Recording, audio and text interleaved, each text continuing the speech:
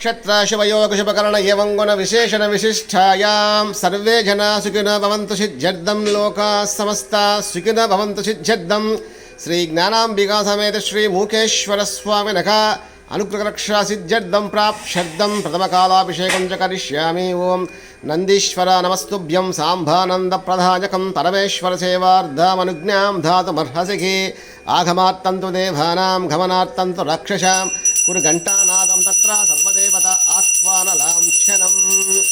ओं नमः शम्भवे च पादयोपाद्यं समर्पयामि मयो भवे च हस्तयो अर्घ्यं समर्पयामि नमः शङ्कराय च मुखे आचमनीयं समर्पयामि। भगवान् श्री मूकेश्वराभ्यां नमः।